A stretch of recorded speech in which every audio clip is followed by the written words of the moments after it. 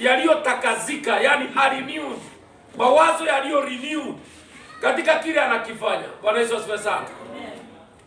Maana mwanafunzi ambaye ana renewed mind, ni mwanafunzi ambaye anafanya kila kitu anafanya kwa kuchanganyikiwa. Ukienda kufundisha, ikiwa unafundisha mtu awe mwanafunzi, unamchanganya, anakuwa ameamini upatiri, maana your mind is not renewed. Bwana Yesu apewe sifa. Haleluya. Kwa hivyo as a disciple you must have a renewed mind, and this is one of the greatest characteristic of a disciple. Na ndipo naona hata walimu wale wanafundisha, tuseme either secondary ama primary, kitu ya kwanza anaangalia ni kwamba katika anasomwa psychology yake, na ndipo katika masomo hayo kuna part of psychology, ndiposa aweze kujua mwanafunzi anakaa namna gani. Huyu mwanafunzi sahi hataki kulan, angetaka apelekwe PE pale nje aende achezezwe kidogo, baada ya PE arudi na atakuwa amechangamka. Bwana Yesu asifiwe sana. So mwanafunzi lazima awe na renewed mind. Bwana Yesu asifiwe sana. Na hiyo mawazo tunasema mawazo yaliyotakazika, mawazo yasiyo na machafu. Maana kuna mwalimu unakuta kwamba anafundisha watoto shule, lakini akifika mahali ya kijamu unasikia ameita mtoto ng'ombe. Sasa unakuta ule mwalimu anafundisha watoto masomo, lakini kuna mahali anachanganyikiwa. Maana you should not fundisha mtoto kitu ambaye kesho tukitokea unakutana mtoto wa kijamu anaitana maneno fulani. Bwana Yesu asifiwe sana. Ni kwa sababu mkufunzi aliyemfunza alifundisha vitu long. Bwana Yesu asifiwe sana. Haleluya kanisa. Amen. Kwa hivyo ukiwa mwanafunzi unapofikia neighbor bale, huwezi kuwa na mawazo chafu na unataka ate neighbor aokoke. Neighbor atakuwa anasema na huyu mama anakuwa na roho chafu. Sasa hata ukienda kumhubiria hawezi okoka, na hata ukimkaribisha kuja kanisani anakwambia nitakuja tu, lakini anajua hakuji. Kwa maana mawazo yako is a very dirty mind. Una mawazo machafu. Lazima tuwe na mawazo yaliyo renewed as a disciple, ndipo ile kazi tunaifanya ikapate kukamilika. Bwana Yesu asifiwe sana. Na kama kanisa ambao tulisema ya kwamba juzi, tulisema a disciple is a believer, but not all the believers are disciples. Bwana Yesu asifiwe sana. So believer anayebecome a disciple ni mtu ana vitu fulani anafuatilia. Na wale tulikuwa konjusi, nitakuwa na point na kulisa. Tulisema one of the characteristic of a disciple. One, Mama Sami. Oh my God. This is terrible. One of the characteristic of a disciple. Okay, wacha tukuje kwa Pastor Steve. A disciple must be willing to learn. Must be willing to learn. Anaona tukijibu maswali tukumbuke mambo tuliyofundishana. Yaliyo muhimu, maana mambo yote utayakuta kwa mtihani wako. Tulisema a disciple must be a follower of Jesus Christ. Number 2, he must be a committed runner. Bwana Yesu asifiwe sana. A disciple must be a committed runner. Na tukaona disciple again. Tukaona ingine, he must obey the commandment. Na tukaona disciple again must do 2 things major, which is evangelism and edification. Bwana Yesu asifiwe sana. Haleluya. Bwana Yesu asifiwe sana. Na tukasema uinjilisti ni kufanya nini? Tukasema katikati ya wanafunzi kuna yule ni mzuri anahesabikia mtu pale as a neighbor, haokoke na akuje kanisani. Na kuna disciple mwingine amepewa neno la himizo, anaweza kuhimiza wale wameokoka. Bwana Yesu asifiwe sana. Haleluya. Those are part of the things. Haleluya. Bwana Yesu asifiwe sana. Wacha nitumie mdomo wangu. Hiyo sina pita na wewe, lakini wacha nitumie mdomo. Bwana Yesu apewe sifa. Haleluya. Kwa hivyo hayo mambo tumeyaona na yako katika part of this test, maswali 10 tu peke yake. Very simple. Na mengine hata anza nimewapatia. Bwana Yesu asifiwe sana. Because my point sio ku make sure that nimekuingiza akandame kisana. Ni ku make sure that tumeelewa your role as a disciple. Bwana Yesu asifiwe sana. So leo tunaangalia a disciple must have a renewed mind. Now, this is what you need to learn. That while a believer at salvation receives new spirit, which desire to please God, his mind must be renewed with the thought and the ways of God. Ande ya mtu akishaokoka na ameshavuata mambo ya roho, lazima ule Mkristo awe na kumtamani, yani ana desire, anatamani Mungu, anatamani uungu ndani yake. And the other part, lazima aruhusu neno lile linahubiriwa kwake pamoja na Roho Mtakatifu akarenew his mind. Bwana Yesu asifiwe sana. That is a disciple. Mtu ameokoka, amekubali kufundishwa na Roho Mtakatifu, amekubali neno la Mungu likarenew his mind. So we cannot renew our mind in any other way. It is when the Spirit of God comes upon us, He renews our mind. He renews our thoughts. It is the time when we read the Word of God. Neno la Mungu linatakasa maisha yetu. Let us look at the book of Romans chapter 12 verses 2. Pastor Mugen, Romans chapter 12 verses 2. Yeah. Kayoli kana hivi. Bwana Yesu apewe sifa. Amen. And ndugu yetu Pastor Steve, give us Ephesians chapter 4 verses 23. Unaandika hizo vipengele. We want to see a person who is renewed his mind as a disciple, what he is supposed to do. Pastor Mugendi, Romans 12 verses 2.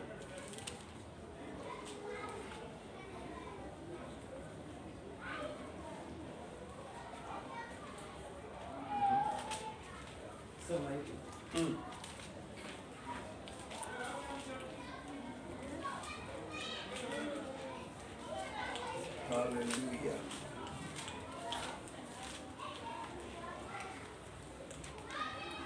And be not conformed to this world, but be you transformed by renewing your mind, that you may prove what is the good and acceptable and perfect will of God. Yeah. Unajua, lakini wasienende katika kufuata tamaa za miili yao, bali waenende katika kufanywa upya mawazo ya roho zao. Bwana Yesu asifiwe sana. So, a disciple must renew his mind, by which way he should not conform. Avai kufuata tamaa za mwili. He should not conform to the appetite of the flesh. He should not conform to the desires of the other thing. And as we were watching at the discipleship, tukifuata the area of the discipleship, tuliona ya kwamba a disciple must also free from the worldly things. Lazima achana na vitu vya dunia. Na tukaona part of the hindrances of the disciple is the deceitiveness of the riches. Bwana Yesu apewe sifa. Kwa hivyo tunaambiwa ya kwamba this disciple must move by the renewal of his mind. Na aenende katika kufanywa upya mawazo yake kupitia kwa neno lake Mungu. So the word of God renews the mind. Maana kama ulikuwa na moyo wa hasira, wakati umesoma neno la Mungu linaosema hasira inakaa vivuani vya wapumbavu, ukajua basi wewe sio mpumbavu, unaacha hasira na una renew your mind to be happy. Bwana Yesu asifiwe sana. Hallelujah. So tunaambiwa ya kwamba we should not conform, but we move. Kuconform ni kukubaliana. Tusikubaliane na tabia ya ulimwengu, lakini tukaenende katika kufanywa upya mawazo yetu, tukajue yaliyo kamilifu mapenzi ya Mungu. We cannot, as a disciple, you cannot know the will of God upon your life. You cannot know the will of God towards the mission that has been given unto you until you renew your mind, until you stop conforming to the pattern of the world and you start moving towards the renewal of your mind. Bwana Yesu apewe sifa. Amen. Hallelujah. Amen. Can we see Ephesians chapter 4? verses 25, verses 25 or 23. 23. What? The Bible says that to be made new in the attitude of your mind. No, look at that point now. To be made new, the attitude of the mind. Kuna mtu anavikanga mahali akiwa mwanafunzi anaingiwa na kitu tunaita attitude, tabia. Kuna mtu kama vile nilikuwa nasema as a disciple, una tabia, tuseme for example, umesikia makamazi na ni mwanafunzi. Na unajua mwanafunzi, wewe ni mkufunzi. Already you have become a disciple now and you have become a mkufunzi, unafundisha sasa. Wakati wote ukisikia makamazi, unafanya hivi. Unafanya hivi. Na mtoto amejua what you have done. Si ati kuna kitu ilikuwa hapa, ni makamazi umefanya nini? Umetoa na mkono. So the next day, ukienda kufundisha mtoto, ukisikia makamazi lazima uochukue kitambaa ujipanguze, mtoto atakuuliza, "Na why teacher do you do this?" Kwa nini una rub through your hand? So, maandiko inasema, and the attitude of our mind must be transformed. Tabia ya mawazo yetu lazima ifanywe upya. Sema amina. Amen. Kuna mwanafunzi aliye na tabia ya kudanganya. Tabia, attitude. Kila wakati anavika mahali, anafundisha vizuri, anaombea watu vizuri, lakini kila wakati ana tabia, ana attitude ya kudanganya. Umeenda wapi duka? Basi hata sikuwa nimeenda, nilikuwa tu hapa nje na ashughulia mtoto asiende. But kusema ukweli yako hapa nje, alikuwa ameenda akaenda kabisa. Bwana Yesu asifiwe sana.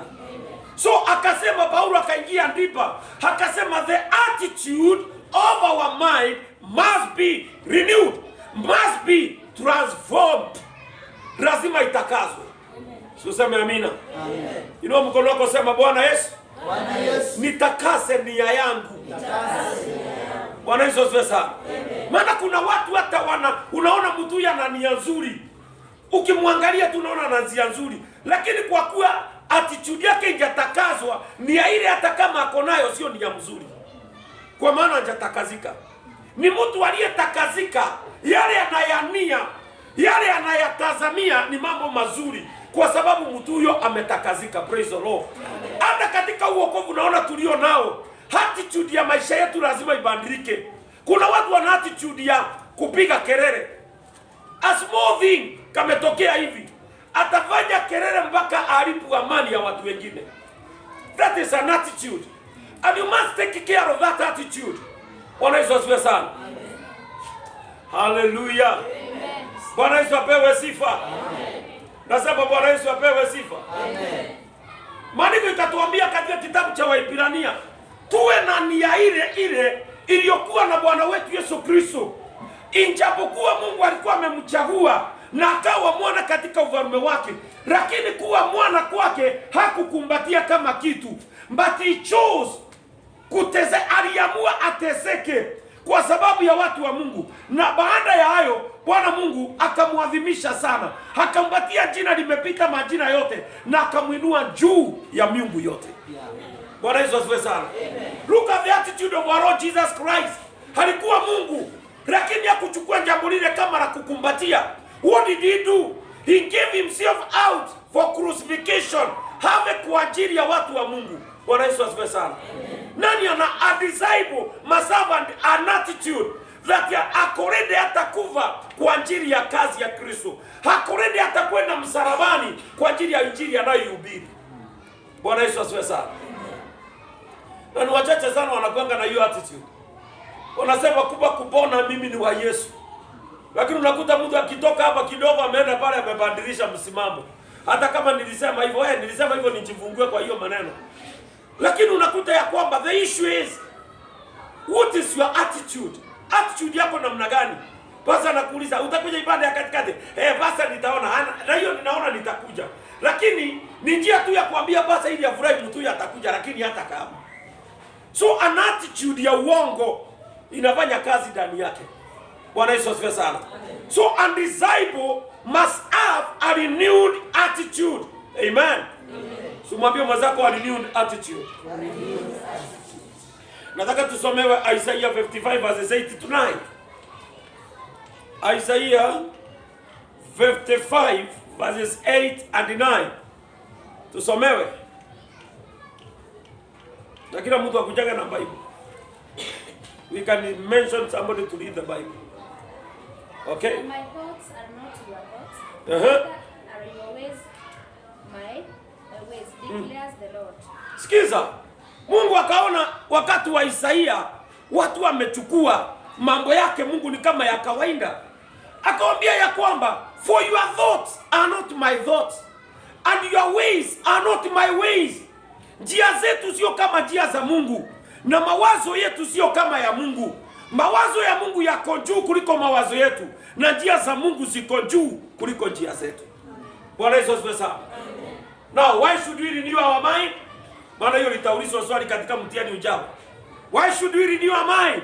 Because our ways are not God's ways and our thoughts are not God's thoughts. The thoughts of our God are higher than our thoughts and the ways of our God are higher than our ways. Bwana Yesu apewe sifa. Nasema Bwana Yesu apewe sifa. Hallelujah. Hallelujah church. Bwana Yesu asifiwe sana. Kwa nini tunaruhusu mawazo yetu yatakazwe? Maana mawazo yetu sio kama ya Mungu. Sema amina. Mungu ana mawazo yaliyo safi. Maana hata mahali pamoja akasema heri yao wenye mioyo maana hao watamwona Mungu. Sema amina. Kwa hivyo there must be a renewed heart, a renewed mind, a renewed conscience. Kuna watu hata kuna mali tutafika hata uone mpaka dhamira yako. Dhamira ni makusudio ulio nao ndani ya moyo wako. Ni kitu mimi nikikuangalia hivi siwezi jua unafikiria nini. Anasema even your conscience must be purified. Dhamira yako lazima iende sambamba na Kristo. So mwanafunzi lazima aenende kama dhamira yake aimhukumu mbele za Bwana. Na maandiko ikasema mahali pengine kama dhamira zetu hazitatuhukumu mbele za Bwana basi tuna haki mbele za Bwana.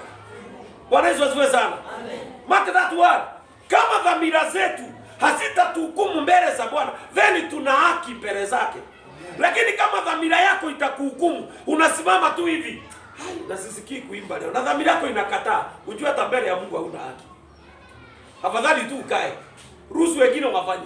Maana dhamira yako haiko sawa. Praise the Lord Jesus. Amen. Hallelujah. Amen.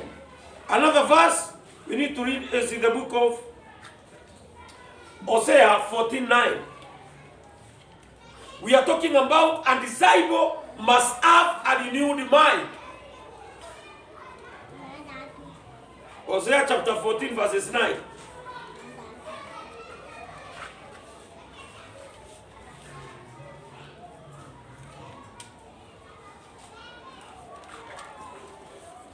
Who is wise? Let them realize those things. Who is discerning? Let them understand. The way of the Lord are right. Righteous walk in them, but the rebellious stumbles in them. Look at that word. It's very powerful. Tupigie Bwana Mungu makofi jameni. Look at this great man. Anaitwa nani? Hosea. Akanena maneno tunataka uende step by step. Mstari wa kwanza soma. Soma mstari wa kwanza tena. Usikie. Ndipo usikie how powerful are they. Who is wise? Who is wise? Kitu ya kwanza Hosea anauliza. Maana anataka kujua nani mawazo yake imetakazwa. Nani mawazo yake inaweza tembea na ya Mungu. Akauliza who is wise? Ni nani aliye mwerevu? Let them realize those things. Watu wao walio werevu na wajue mambo haya. Mambo gani? Who is discerning? Je, ni nani anaweza kutafakari? Kutafakari ni kundisani. Yaani kutafakari mambo yaliyofichika ukayaelewa kina chake, marefu yake na mapana yake. Tuendelee.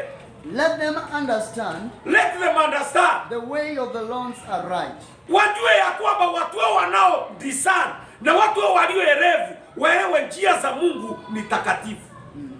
The ways of our God are upright. Njia za Mungu ni safi. Huwezi kujiingiza ndani ya Mungu wapendwa. Praise the Lord disciple. Amen. Nasema praise the Lord disciple. Amen. Hauwezi kujiingiza kwa mambo ya Mungu because the ways of God are upright.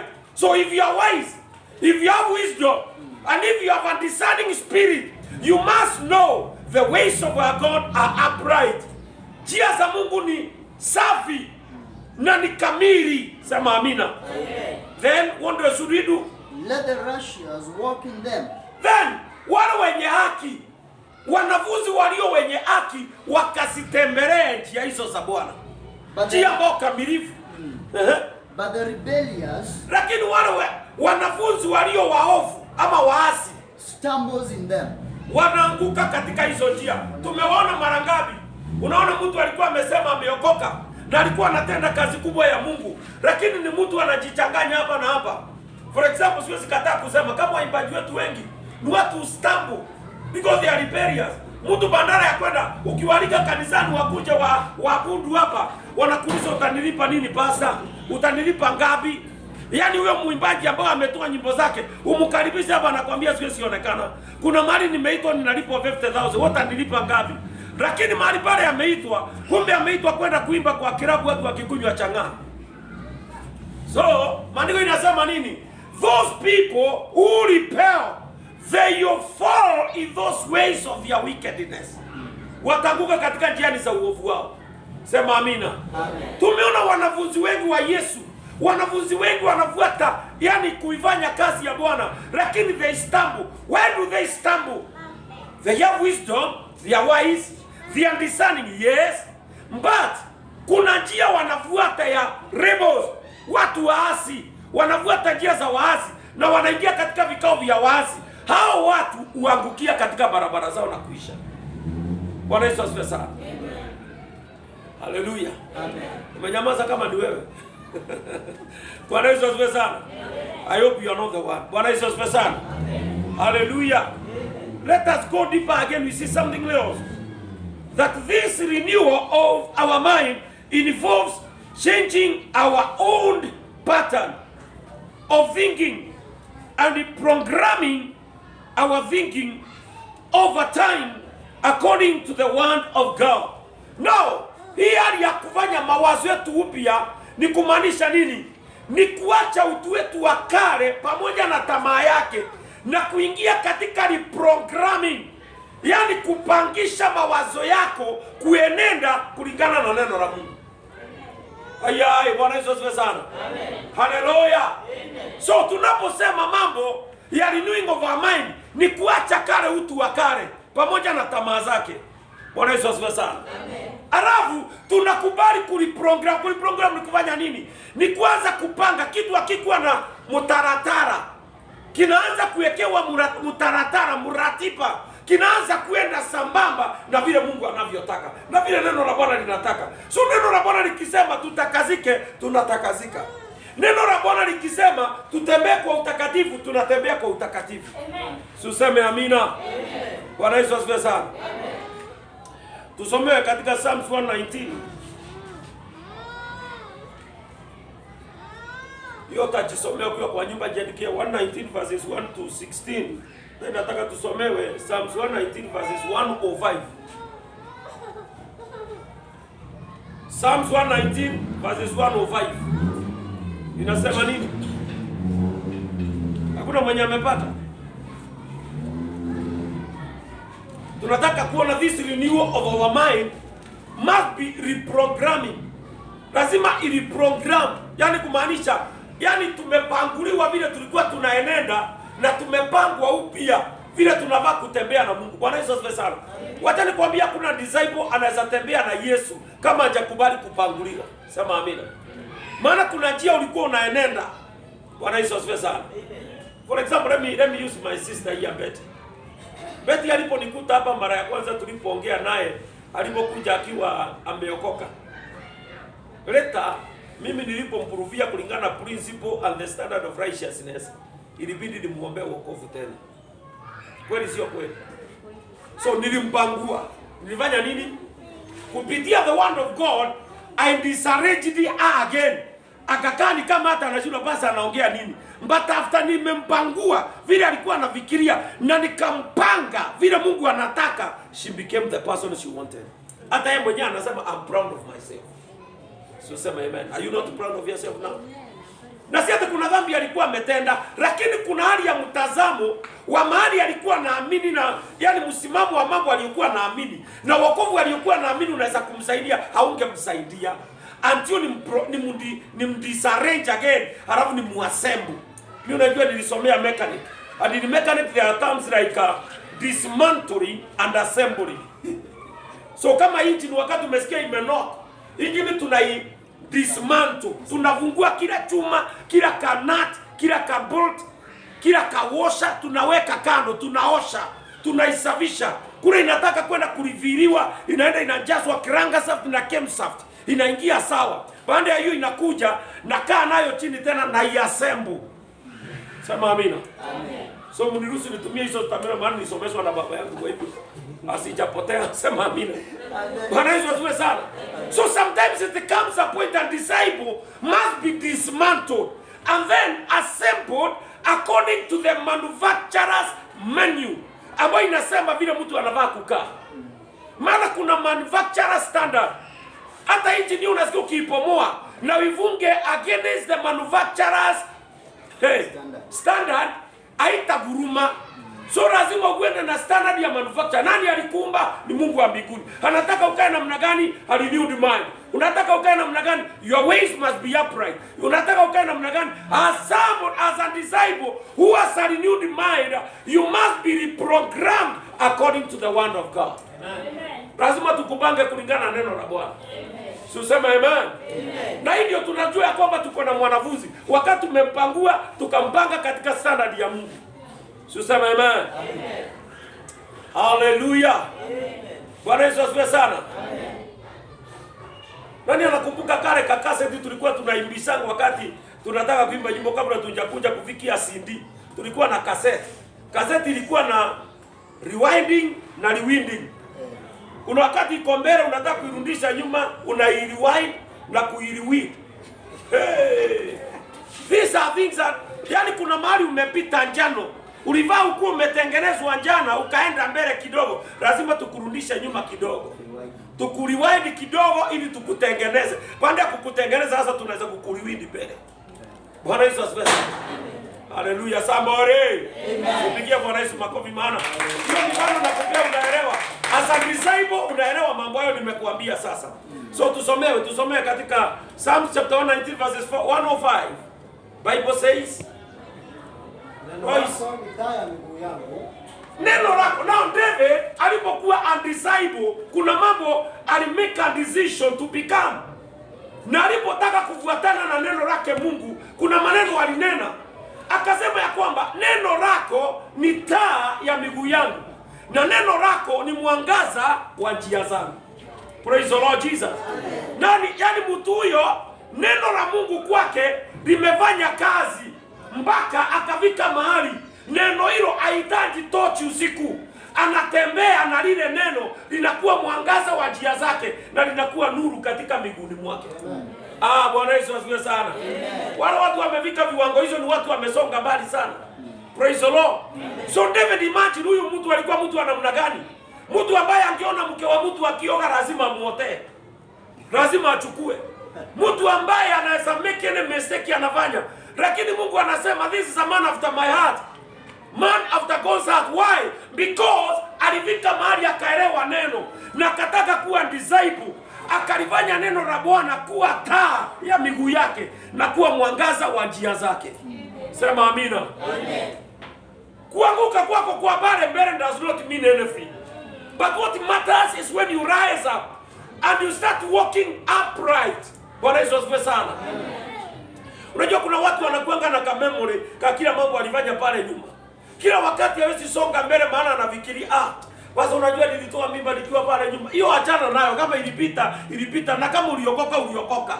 Na kama uliokoka, Bwana alisema hata kama dhambi zako zilikuwa nyekundu kama damu, nitazisafisha zitakuwa nyeupe kama theluji.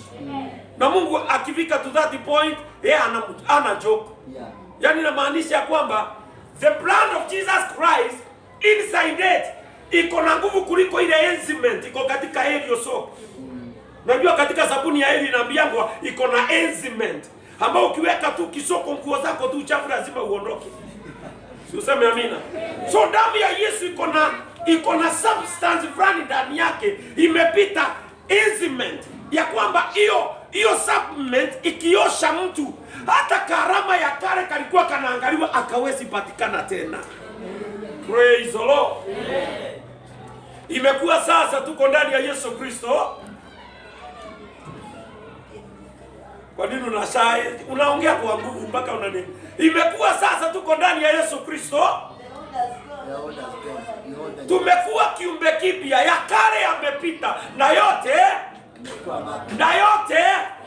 plus hata hako unaona akakusafishwa vizuri, hata hiyo yote na yote. Why is God using the word yote?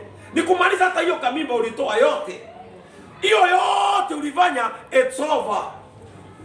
Guys, naona sasa watu wajaji amini wangesema, kwa mtu angesema hallelujah, amen. Maana unajua hiyo mambo haiko tena. Yes. Lakini unaona yule anasema kweli na hiyo kitu nilifanya, hata hiyo ulifanya. It's over. Bwana Yesu asifiwe sana. Amen. And I think ile kitu ambayo mnafaa kufundishwa kwanza ni assurance of salvation. Unajua kuna watu walitakazwa na damu ya Yesu na mpaka sasa hawajaiamini ya kwamba walitakazika kabisa. Mpaka sasa unakuanga na uoga. Kakitu kakitajwa unakumbuka ni kako, hata ulipitia huko. Na wakati ulitakazwa na ukaozwa na hiyo kitu ikapita. Wacha kuruhusu shaitani akupiga na vitu hakuna. Hata ulikula mogoka. Sasa kila wakati ukisikia mogoka umetajwa, hey! Ni kama umekula saa hii. And you waited long time ago. Na damu ya Yesu ikakuosha. You need to be taught the assurance of salvation. Tuseme amina. Hallelujah. Bwana Yesu apewe sifa. Unajua utakapofundishwa mafundisho ndio unajuanga ile vitu umepona na umetoka ndani yake. Na shaitani, wacha nikwambie, devil is a bad liar. Uanga kila wakati wote shaitani atatokea, hata wahi kukupiga na kitu kipya. Always the devil fight with the past. Praise the Lord. Tuseme hiyo ni siri imefunuliwa. Bwana Yesu asifiwe sana. Kila wakati adui akitaka kukupiga, anakukumbusha yale ya jana. But if the devil remind you of your past, remind him of what God is doing tomorrow. Remind him what God is going to do the next hour. Maana shaitani has no any idea. Shaitani ananga new idea. Maana idea zote zake zilimalizwa pale Calvary. So ananga new idea. Hakikuja kwa sifa anakuambia unajua Steve wewe vile ulikuwa vile ulifanya wewe. Anakukumbusha mambo ya kale. Na Steve kwa sababu naye hajakuwa na assurance of salvation, anasimama anaanza kutetemeka. Na ni kweli. Hai. Bwana Yesu asifiwe sana. Sema ashindwe mara saba. In the name of Jesus Christ. If the past is gone, it's gone forever. It cannot be recalled back. Sema amina. Amen. Na kwake Mungu ananga account ya kurudisha mambo yaliyopita. Amen. Akimalishana na issue imeenda. Amen. Na hiyo imemalizwa. Yes. Bwana Yesu asifiwe sana. Amen. Unajua nyinyi hamjajua Calvary kuliendaje? Calvary Yesu alikuja kuchukua record surpass ambayo shaitani alikuwa amepresent. Kile chochote adui ufanyanga even in our time ni accusation. Analeta tu mastaka. Unajua ndanda huyu alifanya. Na hayo mambo huyo ndanda alipojua ameyafanya alitubu na akaokoka na akatembea vizuri. Naye adui anaenda mbele ya Bwana anastaki. Unamwambia remember Calvary something happened and dealt with that thing you are talking about. So adui anatakanga tu mkumbushe what happened at Calvary. So say amen. So as a disciple you must have a renewed mind. Kwa nini renewed mind? Maana mawazo ya kale ilikuwa imebeba takataka nyingi. Tulibeba mambo mengi mabaya. Bwana asifiwe sana. Amen. Hallelujah. Amen. Mawazo ya kale yalifanya vitu mbaya. Kwa nini mawazo yako yatakazwe? Kuna mtu unakuta ya kwamba katika nyakati zile alikuwa na watch pornography. Alikuwa na watch mambo ya wanawake na wanaume wakiwa uchi. Katika filamu na mambo mengine. Hiyo ni mind mbaya na chafu. So what should we do? We must renew our mind through the word of God. Ili tukapate kuvuta that wrong past ambayo ilikuwa inatuant. Bwana Yesu asifiwe sana. Hallelujah somebody. Amen. Praise the Lord. Amen. Psalms 119, 129 to 135, 133. Hapo tu. Tunateremka chini kidogo. 129 to 1 33 inasemaje?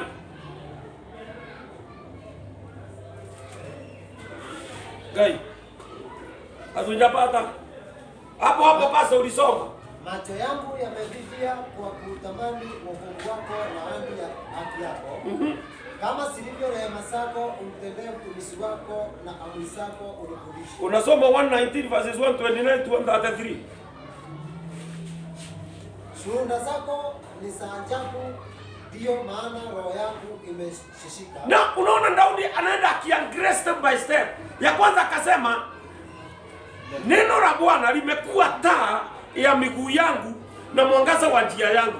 Sasa mali amefika mpaka akaanza kupenda hilo neno, akasema sasa shuhuda zako Mungu sanipendeza. Yaani mtu akuwa na haja na neno la Bwana linaoleta utakazo, ushuhuda wa Bwana akupenda. Sasa anamwambia Bwana, surely maneno haya shuhuda anasema ni kumaanisha ni neno la Bwana hili amekuwa akilisoma ni ushuhuda, anasema sampendeza kama nini. Praise the Lord Jesus. So wakati mwanzo wako imetakazwa, anza kupenda neno la Mungu. Ninashanganga sana, yani unakuta mtu unakuja kwa Bible study, kama unakuja kwa Bible teaching without a Bible na without a book. What are you doing? Kuja na kitabu na kuja na kalamu, uandike notes. Kuna kitu utaandika hapo utakapo kisoma siku moja, ukiwa adui ameleta mashtaka unapona. Bwana Yesu asifiwe sana. Amen. Hallelujah. Amen. Praise the Lord Jesus. Amen. Hey. Mambo mengine nawafundisha mimi nilirani miaka ngapi? I learned those things mwaka wa 2000, 2002, 2003. Na ndio nakufundisha saa hii. How am I getting it? Through my records. Sema amen. Amen. Bwana Yesu apewe sifa. Amen. Kama ningeignore mkufunzi wangu akiniambia pepa Biblia na pepa kitabu, leo ningewafundisha nini? Bwana Yesu asifiwe sana. Amen. Hallelujah. Amen. Bwana Yesu apewe sifa. Amen. Unajua kuna mtu wako hapa na ni mtumishi. Hapa Nairobi anaangalia vile anaweza tumika, anaona ni ngumu. Lakini Mungu atake kukuliloketi mahali unavaa kufanya, kupeleke nyumbani. Ukute kule wewe hata ukifundisha neno pasa wa huko hata elewi, anashangaa ni mambo gani umepepa. Unajikuta mara moja umepewa ka position usaidie watu kanisani. Sema I wish ningepepa hiyo mafundisho hata ningewafundisha. Sasa utakuwa unafanya nini? Opportunity has come but you don't have the material. Bwana Yesu asifiwe sana. Amen. Tuendelee, shuhuda zako. Shuhuda zako ni za ajabu. Ndio maana roho yangu imeshishika. Ndio hiyo. Shuhuda zako ni za ajabu, ndipo roho yangu imefanya nini? Wapendwa, shika neno la Mungu ndani ya moyo wako. Yaani nataka uvike mahali kuna vipengele umeweka kwa moyo wako kama 100. Sio lazima usome, hiyo unaweza quote vile Biblia inasema. Maana kuna vitu vingine hapa mimi si hata nasoma hapa. Hata wakati mwingine nikihubiri hapa naweza kuhubiri vipengele viwili. Hizo zingine zote zinatoka katika hazina ya moyo wangu. Hazina ya roho yangu. Bwana Yesu asifiwe sana. Amen. Yaani unakuta yani ya kwamba una utajiri, una resources umebeba ndani yako ya neno la Mungu.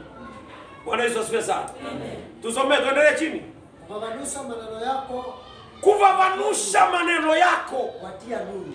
Kuatia nuru. Nao angalia, lazima mwanafunzi hafundishwe mpaka afike kiwango cha kuweza kufafanusha maandiko. Yaani vile na yafafanusha mahali hapa, unaweza simama again to other people, to the other disciples, na ufafanushe maneno hayo waelewe na wayashike na wayakabidhi kwa wengine. Bwana Yesu apewe sifa. Amen. Hallelujah. Amen. Unajua kuna watu mpaka saa hii na umeshika neno, unakuta ukitaka kuconvince mtu pale nje, unamwambia tutaenda usikie pastor wangu akisema, na wewe mwenyewe umewekewa maneno mengi ndani ya moyo wako, lazima uyafanyie kazi. Amen. Bwana Yesu asifiwe sana. Amen. Bwana Yesu apewe sifa. Amen. Hallelujah. Amen. Nasema hallelujah. Amen. Tuendelee chini 33 133. Nalifunua kinywa changu nikatweka, maana nalitamani maagizo yako. Ya, nalifungua kinywa changu nikatweka, maana nalitamani maagizo, mafundisho yako. Bwana Yesu apewe sifa. You know, wakati yani huyu Daudi alipofungua kinywa chake alijazwa na neno. Na lile neno alijazwa nalo likaleta mageuzi kwa maisha yake. Bwana Yesu apewe sifa. Nakwambia neno la Mungu limefanya kazi kubwa sana kwetu. Sisi watu wengine unatuona hapa, ile language tulijua ni ya makanika. Language za makanika, camshaft, crankshaft, piston, rings, those things. You understand? Crown wheel, whatever, propeller shaft, vitu zingine. Lakini sasa hizo vitu vinaendaga vikidimi na wamain, lakini neno la Mungu lina njaa. Sema amina. Ndipo Daudi akasema neno la Mungu sasa limetake the center part of our heart, center part of our spirit, na linafanya kazi kubwa. Bwana Yesu apewe sifa. Hallelujah to you. Amen. Kwa hivyo maneno yake Mungu yakivavanushwa yanaleta utofauti. Bwana Yesu asifiwe sana. Unajua kuna demons katika maishani mwako, ukielewa neno la Mungu sinaama bila kukemewa. Amen. Bwana Yesu asifiwe sana. Hallelujah. Tuseme kama demon of immorality. Wewe umejua kabisa hutawahi fanya immorality tena. Na ukaapa na Mungu wako ukasema, devil, my body as from today is the temple of the Holy Spirit. Maroho ya usherati na wewe zinatoroka. Sitatumia neno nilikuwa nataka kutumia. Bwana Yesu asifiwe sana. Mnakuwa mmeachana nayo kama mbingu na nchi. Kwa sababu yamejua sasa mwili kama utakuwa hekalu la Bwana, usherati utatoka wapi? Bwana Yesu asifiwe sana. Kuna decisions after teaching we embark on them as a journey and then we are totally delivered. Nataka kuambia deliverance kubwa nimepata, sio ile ya kufanywa deliverance na pastor, ni ile nimetakaswa na neno. Sema amina. Amen. Bwana Yesu asifiwe sana. Amen. Kutakaswa na nini? Amen. Sema amina. Amen. Kama mdomo kuongea vibaya, mimi mdomo wangu ulitakaswa kutoongea mabaya kwa sababu ya kitu kimoja tu, neno. Maandiko linasema na neno ovu lisitoke kinywani mwangu. Na nikasimama nikamwambia Bwana, kuanzia leo naapa kwa jina la Yesu ya kwamba neno ovu alitatoka kinywani mwangu. Useme amen jamani. Kwani nikikusaidia sasa nimekosea, useme amen. Hallelujah. So as a disciple unakuwa a teachable na uko na teachable spirit ambao umeshika kitu na unasonga mbele. Bwana Yesu apewe sifa. Nataka tuende tukimalizia. Now, what should a disciple know in regard of renewing his mind? Kuna mambo kadha wa kadha mwanafunzi anafaa kujua katika hali ya kufanyiwa upya mawazo yake. Number 1. Kama unaandika note, andika number 1 ama A. Set the mind on the things of God, not on the things of the world. Kitu kimoja mwanafunzi anafaa kujua katika mambo ya mawazo yake ni kutoa mawazo yake katika mambo ya dunia na kuweka mawazo yake kwa mambo ya Mungu. Hakuna mtu anasema amen. Watu wengi hawezi ondoa mawazo yao pale. Bwana Yesu asifiwe sana. Hallelujah. Setting your mind on the things of God, not on the other thing. Bwana Yesu asifiwe sana. Hallelujah. Amen. Hiyo ni jambo mwanafunzi anafaa kuliona, na liko katika kitabu cha Wakolosai mlango wa 3 mstari wa 1 na wa 2.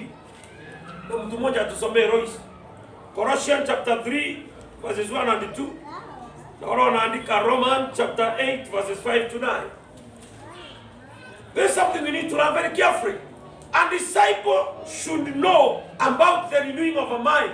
These are the points you should know. Number 1, set his mind on the things of God and not on the things of the world. Weka mawazo yako kwa mambo ya Mungu na sio mambo ya dunia. Bwana Yesu asifiwe sana. Hallelujah. Nani ameweza kuweka mawazo yake kwa mambo ya Mungu si ya dunia? Nani hapa? Mambo ya dunia kama gani? Unaona huyu mtu akiongea tu mara yote ataongea mambo ya dunia. Bwana Yesu asifiwe sana. Mambo ile ya achievement za dunia tu ndiye ataongea. Hana kaneno ka Mungu hata kamoja anaweza sema, kanaweza saidia mtu. Bwana Yesu asifiwe sana. Another point, tusomee hiyo. Nani anatusomea hiyo kile? Colossians chapter 1. Chapter 3 verses 1 and 2. If you then be risen with Christ, if then you have risen with Jesus Christ, seek those things which are above. Now, set Set on the things that are on above. Kama umetakaswa na Kristo, angalia ni vitu vile vilivyo juu. Where Christ is seated on the right hand of God. Mali Kristo amekaa katika mkono wa kuume wa nani? Bwana Yesu asifiwe sana. So kila wakati onanga Kristo, angalia mali Kristo wako. Bwana Yesu asifiwe sana. Amen. You are going to overcome some battles in this world. Vita zingine tunaziona ni kwa sababu tunaonanga mambo, hatuonangi Kristo. Bwana Yesu asifiwe sana. Hallelujah. Another point that a disciple should know about the renewing of mind. Let its mind focus on the things that are good, pure, lovely, and right, and etc. Philippians chapter 4 verses 8 hiyo utajisomea. Mwanafunzi lazima angalie mambo yaliyo mazuri, mambo yaliyo mema, mambo yaliyo matakatifu, mambo yaliyo ya kupendeka, mambo yaliyo sawa sawa. Hayo ndio mambo anataka kuiangalia. Bwana Yesu asifiwe sana. Lakini unakuta a disciple who is preoccupied by things that are not beneficial for the kingdom. Bwana Yesu asifiwe sana. Mambo yale yanaleta uzuri wa ufalme, mtu hana haja nayo. Bwana Yesu asifiwe sana. Na hapa ndipo tuliangalia wakati tulikuwa tunaangalia discipleship, tuliona ya kwamba prioritizing between the family and the Christ relationship. Bwana Yesu asifiwe sana. Na hapo ndipo tunaona kama utapenda baba yako na mama yako zaidi kuliko kumpenda Mungu, then you haufai in the kingdom of God. Na watu wengi kweli wamekuwa hawafai kwa sababu mambo yale wanafanya, they love ya pale so much. Na ni ukweli, angalia hata hapa Nairobi. Nimeombea ndugu yangu pale Steve. Na ndugu amefanikiwa, kafanikiwa hata na kazi kubwa. Wakati amepata mshahara wake wa kwanza, huo mwisho wa mwezi, hata nipigia simu akienda nyumbani. Basi hiyo weekend singeonekana nilikuwa nimeenda nyumbani. Maana kama mshahara kamejaa kwa wallet. So yule mtu hata kusimama naye apate kazi, ndiye ameenda kuonja mshahara akiwa wa kwanza. Hata hajatenga time. Akikuja ndiye anasema basi usijali. Nilienda nyumbani na nikakuwa nimeoverspend ile hata time siku lakini nitatoa next month. Inakuanga hivi. Imeisha hivi. Fast fruit yote hakuleta, kila kitu kimepotea hivi. Kwa hivyo lazima uwe na moyo wa kutazama mahali Kristo wako. Ina amen. Maana hivyo ndivyo mmefanya. Unataka muambiwa mkufanya hivi. That's what we do. Bwana Yesu asifiwe sana. Mungu amekupea kazi, umeombewa. Bandara utenge fast fruit na tithe ulete. Hiyo ndio nang'ara, unaenda pale Isiri. Unanunua suti mbili. Basi hata nilikuwa sina nguo ya kwenda kazini. Wakati haukuwa nayo, haukuwa na kazi, ungetoa nguo wapi? You don't even regard the God who has given you. So you must focus on Christ. Angalia Kristo. Na uangalie mahali aliko katika mkono wa kuume wa Baba. Na uangalie, sasa ukiambiwa angalie Kristo, ni kuangalia mambo yanayopertain the mambo ya Kristo. Sema amina. Amen. Another point. Realize that he has the mind of Christ in him. Number 2, a disciple must realize he has the mind of Christ in him. Kutoka ulipookoka ukarudia nyuma ya pasta. Bwana Yesu, nimekuja mbele zako. Mimi ni mwenye dhambi. Mimi ni mwenye dhambi. Nimetubu dhambi zangu. Futa jina langu kwa kitabu cha hukumu na uandike jina langu kwa kitabu cha uzima. Kutoka siku hiyo mawazo yako na tamaa zilikuwa zinakupeleka vibaya, ziliondoka na mind ya Kristo ikaingia ndani yako. Bwana Yesu asifiwe sana. Ndipo sasa hata nikikuuliza roho imeokoka, Yesu ako wapi? Anasema ako ndani ya moyo. Kumaanisha nini? Jesus Christ has consumed the whole of us. Kama amekaa moyoni, basi ameconsume maisha yake yote. Si useme amina. So a disciple must know that Jesus must occupy the center of he or his life. Amen. Bwana Yesu asifiwe sana. Hiyo utaipata katika 1 Corinthians chapter 2:16. Tusomewe hiyo na Royce. 1 Corinthians chapter 2:16 nasema nini?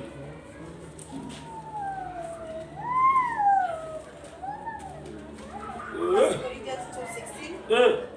For who had known the mind of the Lord that he may For who had known the mind of the Lord? For who have known the mind of the Lord? That he may instruct him.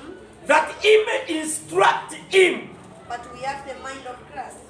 But we have the mind of Christ. Now, ule aliye na mawazo ya Mungu yamemfundisha, and that is why tuna mawazo ya Kristo.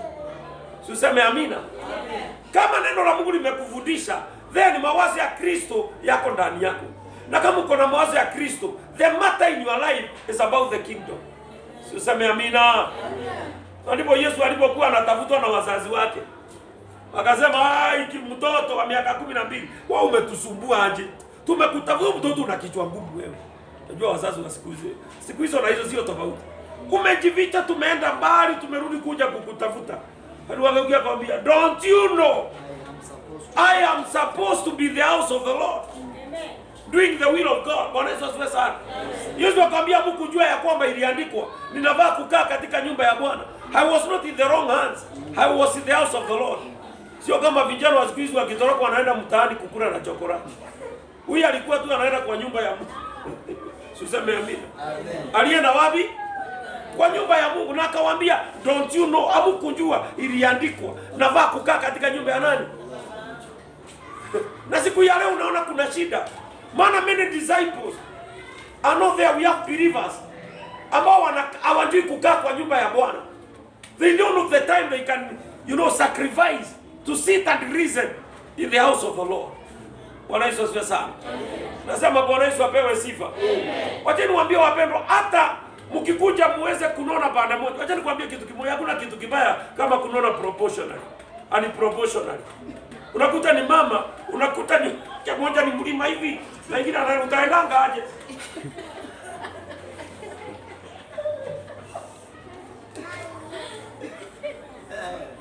Bwana Yesu asifiwe sana. Utatembea aje? Now many Christians, they are growing improportionally. Maana umejaa chakula na ugali, ndio utakuta na mama huku mtu amejaza. Hata mpaka kutembea kuna mshina ni vile amejaza. Maana kila wakati nitumanie ka chips, nitumanie kanguruwe, kamguu ka kuku. Sasa huyu mtu amejaa, hawezi pata muda, hakavunga kula hata siku moja, aweze kujenga mtu wa ndani. Praise the Lord. Amen.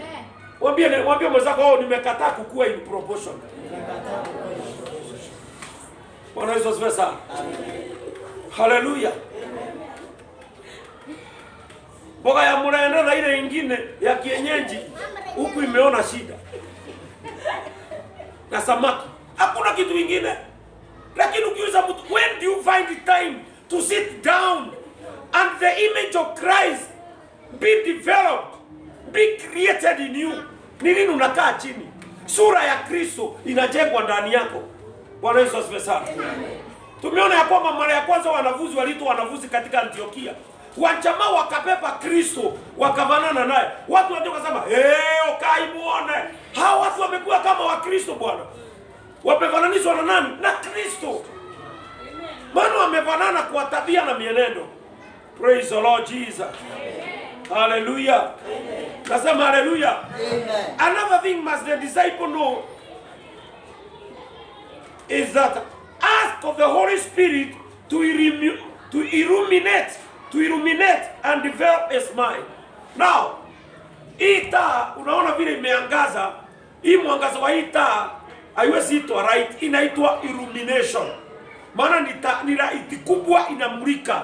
Sasa maandiko inasema lazima turuhusu Roho Mtakatifu mwingi akaweze kuangazia maisha yetu na akafanya upya mawazo yetu. Sema amina. Bwana Yesu asifiwe sana. Unajua kuna watu wao na Roho hawatembeagi pamoja. Maana tunajua kama matendo ya Roho ni gani. Haya, tusomewe. Sisi tulisoma siku ile nyingine yale matendo isiyo ya Roho. Tusomewe ya Roho leo. Tusomee leo matunda ya Roho ni gani? Matunda ya Roho. Ya, mmesahau. Haijulikani iko wapi? Is it Galatians? Is it Galatians 5 something? Is it 5:25 about what? My God. So now sasa. Is it Galatians 5:25 ama nini? Can you read for us? Matunda ya Roho.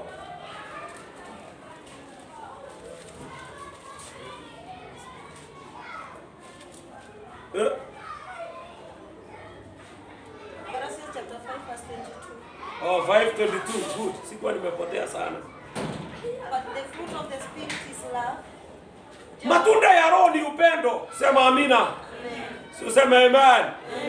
So lazima mwangaza wa Roho, sikiza. Illumination ya Roho Mtakatifu ni nini? Ni matunda yake. Yale ambao tunavaa kuwa nayo. Aya, tunda moja la Roho ni upendo. Sema upendo. Wewe una upendo? Unajua unaenda ukiweka right. Ukiona uko na upendo unaweka tiki, unafanya hivi tiki. Una upendo wewe? Wewe ngoja, una upendo? Wacha tuachie hapo. Tuendelee hiyo nyingine.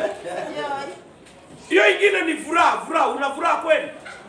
Wengine watu ukikutana nao hapa ni kama Farao wakati aliambia Musa toka na nisikuone mbele ya Musa. Uso umekunjana kuliko wa Farao. Is there joy somewhere in you? Do you have the fruit of joy? Unaweza furahi mbele za Bwana. Tuendelee hiyo nyingine. Amani. Mtu aliye na amani na anafuatilia amani, anaitafutia amani na kuifuatilia. Are you a man, a woman of peace? Yeah. Wewe ni mtu wa amani. Hiyo tunaweza jua tu rahisi sana. Bwana Yesu asifiwe sana. Hiyo tunaweza jua haraka sana. Bwana Yesu asifiwe sana. Amani. Mtu wa amani. Tunaweza jua siku ile mzee ameenda kutafuta kazi akakosa kukuja hana unga. Tunaweza jua kama hii amani inaweza patikana mjini. Bwana Yesu asifiwe sana. Haleluya. Amen. Sasa wewe umekuja hivyo unafikiria watu watakaa aje? Kutakuwa amani huko? Hakuna. Wewe niambie umeikuwa ngoja wakati kumeikujwa namna hiyo kumeikuwa na amani huko? Kama unaanza kumsuspect. Na hadi na kususpect ni kama kuna watu unalisharisha na hapo nje. Amani imeingia ama imevurugika? Imeenda. Bwana mwambie ndani kaa chini. Hata kama leo hauna unaletanga kaa chini ule na unywe. Maana mama hawezi kosa njia ya vile watu watakula. Anaenda kwenda duka pale ile anakuchukuanga unga, amwambie nipe unga kesho mzee hata ndiye atapata mshahara. Na watu wakule. Hata kama mzee apate mshahara kesho lakini atapata. Useme amen. Amen. Haleluya. Amen. Ama bwana kwanza wewe unakuanga mwanaume dhamburi gani? Unamaliza amani yote maana mwanaume akisikia umemuuliza ni dhamburi gani? Hai. Huko ndio utasikia wewe hii. Unapewa ngumi moyo na Mungu in Jesus name. Yaani inaonekana kama sio kuna pepo wa vita hapo. Inapewa in Jesus name.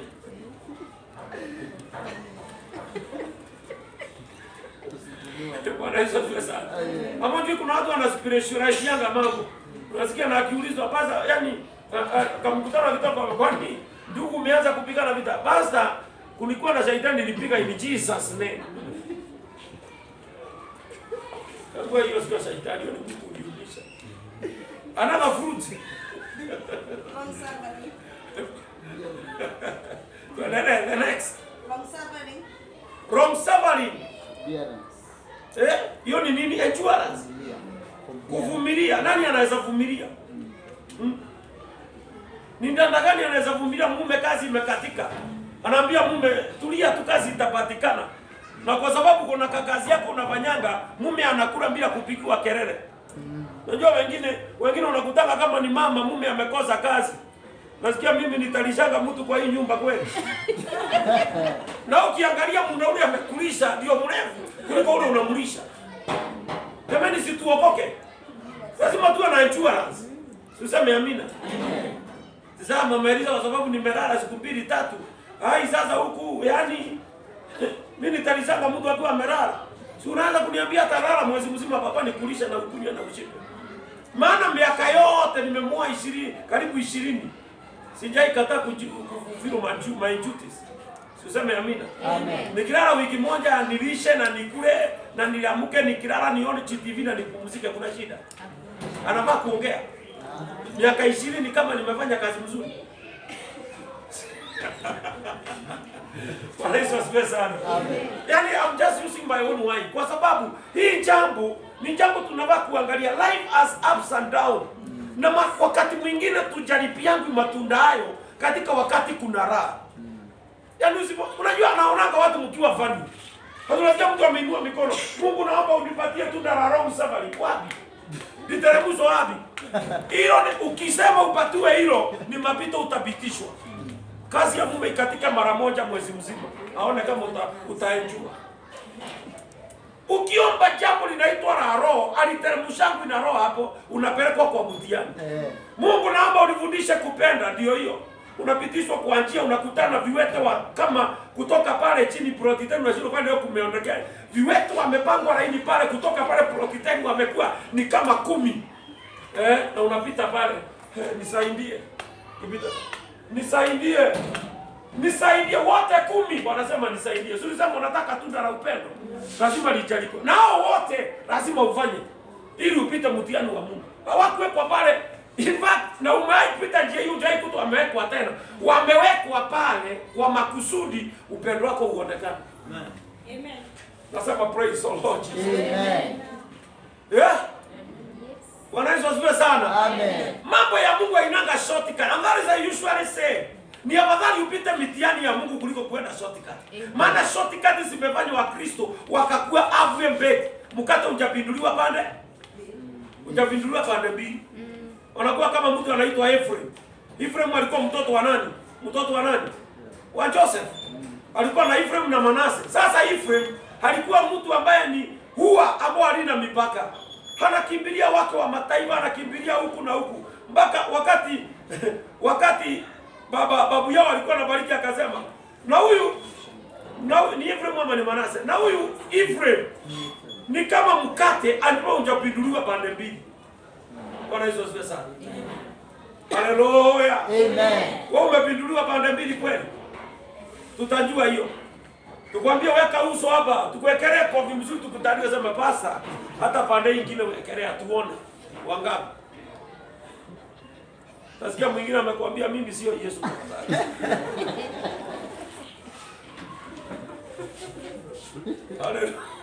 Haleluya. Amen. Yesu asifiwe sana. Lakini kumbuka kuna tunda fulani lilikuwa linajaribiwa lionekane kama liko kwako. Bwana Yesu asifiwe sana. Amen. The next gentleness. Mtu muungwana. Mtu yani ungwana wake unaonekana kila mahali. You are gentle. Upole wako unaonekana na unajulikana. Ukiona mtu ananyamaza, nakuta ni mume anaambiwa, wewe nilisema anga una kichwa kizuri, unasema kidole kina mke. Nilisema. Nasikia mchapa amesema, ndio hiyo mama. Yaani huyo mtu si ya kwamba amepewa upole. Haleluya. Unajua mnacheka kama mjui mambo hayo. Hii mambo imefanyika sana duniani. Na utienda sana ndio wandu. Unasikia mtu akisema mimi si hata niliokoka nitumiwe vibaya. Bwana Yesu sana. Amen. Basi hizo vitu mwekea mtako bwana.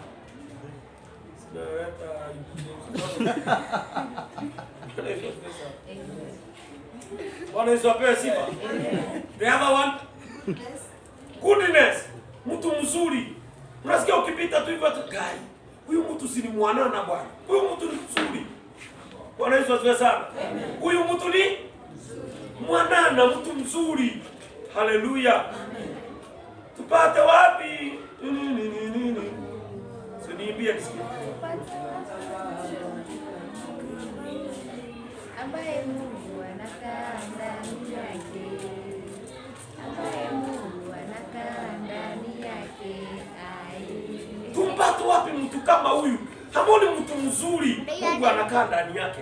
Useme amina. Amen. Bwana Yesu asifiwe sana. Amen. Mtu mzuri mpaka, yaani unakumbuka kuna mtu akinda moja alikuwa na mchakazi wake mgonjwa. Na alikuwa anaenda katika mkutanoni watu wakiwa wamejaa. Akaambia Yesu, naomba ukuje uniponyee mchakazi wangu. Akamwambia tafadhali kwangu. Yesu akamwambia twende sasa inakuja kwa, akamwambia tafadhali kwangu. Hakukai design ile unaweza ingia. Maana mtu ana maconcubine, ni mtu ako na wanawake wengi sana pale, maana ya kida. Akamwambia Yesu usiingie hapa. Akamwambia tu maneno. Na watu wa mji wakamwambia Yesu, anafaa atendewe Yesu. Maana alipenda kijiji chetu sana mpaka akatujengea sinagogi. Amen. Bwana Yesu apewe sifa. Amen. Yaani mtu usiseme mtu mzuri. Haleluya. Wewe ni mtu mzuri. Haleluya. Kwa hiyo mtu mzuri. Ukiuliza wangu mtu atakwambia Mungu ndiye anajua. Ukisikia bali Mungu anajua, wewe hujui, basi hapo kuna shida. Praise the Lord Jesus. Ya mwisho, Faith. imani. Mtu wa imani. Sema amina. Mtu wa nini? Imani. Sikaa kama wachungaji wengi ambao hufundisha imani.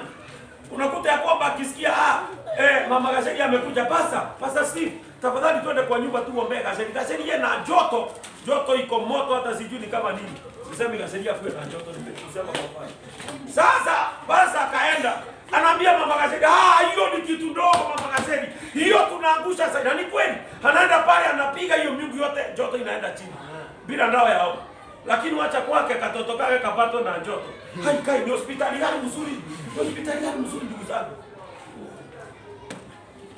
Alipoona mama Gasheri, alimuinua imani ikatendeka. Lakini kwake anauliza ni hospitali gani mzuri? Imani iko wapi jamani? Imani iko hapo. Bwana hakuna kitu. Bwana Yesu apewe sifa. Amen. Haleluya. Amen. Amen. Na hiyo ni design ya watu wengi tulio nao. Wakiona ishi ya mtu anaona imani kubwa inaweza fanya kazi, lakini kwa mambo yao wao wanaona kitu. Bwana Yesu asifiwe sana. Amen. Let us look to another point, maana nimebakiza point mbili. Take every thought captive to obedience to Jesus Christ. A disciple mwenye amerenew mind must take captive every mind to be subject to Jesus Christ. Lazima ashike mateka mawazo yote yakamtii Kristo. Bwana Yesu asifiwe sana. Amen. Haleluya. Amen. Mawazo yote yamtii nini? Lazima ashike mateka kila wazo imtii Kristo. Unasikia ndani yako wazo linakwambia kwamba na unajua Shetani, unajua fulani anaweza kufa. Kamata hiyo wazo. Nimekamata hiyo mawazo kwa jina la Yesu. Na naifuta hakuna kifo. No premature death. Unakuja hiyo yote unaondoa. Sio kusema unakaa watu, unajua mimi bado mimi sioneshaga kitu kikapita bure wewe. Hiyo ipita bure. Sema amina. Amen. Hapavi mtu mahali hapa Bwana. Sema Bwana. Amen. Hapavi mtu mahali hapa. Amen. Sema amina. Amen. Waambia tumeona mtu ameondoka nasi yetu unatuambia na mimi basi nikionyesha kitu hiyo itapita. Hiyo kwa jina la Yesu ifanye nini? Ipite. Hapa hapana kikao yake. Sema amina. Amen. Ni mtu ambaye anashika mateka kila wazo analitisha kwa Yesu. Sema amina. Amen. Unajua nini pasa? Niliona ya kwamba mmeachana mke wako then. Kamwambia hiyo nimeifuta kwa ulimwengu wa roho na wa mwili. Haitawahi tokea na haitawahi kuja hata in the world na haitaonekana. Na hiyo roho ilikuwa ikuja na hiyo roho.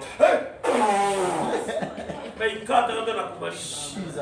Sema amina. Amen. Siku ya mtu akukanga mimi pasa hata mdada mwingine alionyeshwa maono kwa ajili yangu na ukakubali. Hey! Bwana Yesu asifiwe sana. Amen. Lazima muwe watu wa kukataa. Neema ya Mungu iliyofunuliwa ndani yetu imetufundisha nini? Kukataa. Kuna vitu ya kukataa. Neema ya Mungu iliyofunuliwa ndani yetu iliruhusu ni kukubalia te. Niliona kwako watu wamegonjeka nini? Sema hiyo kwa jina la Yesu aliye hai. Magonjwa sio sehemu yetu. Na tumeyavuta kwa mapigo yake tumepona. Amen. Tuseme amina. Amen. Hiyo taipata katika Wakorintho wa pili mlango wa 10 mstari wa 5. Tukiteka nyara kila mawazo kumtii Kristo. Every disciple must get captive every mind ambayo inapigana na Kristo. Sema amina. Na hiyo mtajaribiwa na unaweza kuwa uko na neema nyingi uko kazani na ubiri. Unakuta mama yule alikuwa na mtoto pale, mtoto ametulia, lakini mara moja katoto kamelia mpaka unahubiri unakuta watu wote wanaangalia mama. Kwa sababu anataka mama atoke kwa kanisa. Kamata kila, nimekamata hiyo roho inalilisha mtoto na yua kwa jina la Yesu Kristo. Inaondoka na mtoto anakuwa salama. Sema amina. Amen. Mkakamata mawazo yote myatishe kwa Kristo. Sema amina. Amen. And finally reject the thinking of the world and discontinue to programming his mind with the world, with the one's thinking. Yani ubadilishe mawazo yako uyatoe katika mtazamo wa dunia na uyabadilishe uyaangalize katika mtazamo wa Mungu. Bwana Yesu asifiwe sana. So as a disciple lazima uliprogram mawazo yako katika mtazamo wa Mungu. Bwana Yesu asifiwe sana. Hiyo enda angalia Matendo ya Mitume 19, 17 mpaka 20 na Waefeso mlango wa 2 mstari wa 2. Then tukifika hapo hiyo topic ya renewing of the mind tumeifikisha hapo, na tukikuja siku ya Wednesday tutakuwa na mtihani wa maswali 5 kuhusu renewing of the mind. Kwa dakika chache. Let us test the mind. Dakika 5. Shika. Just give. Pea kila mtu karatasi. Anijazie hiyo maswali. Nijazie tu. Hata kalamu tunakuja nayo.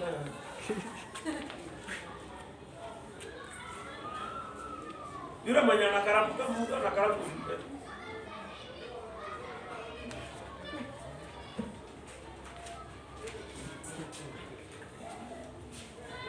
Naona watu wanataka kuondoka.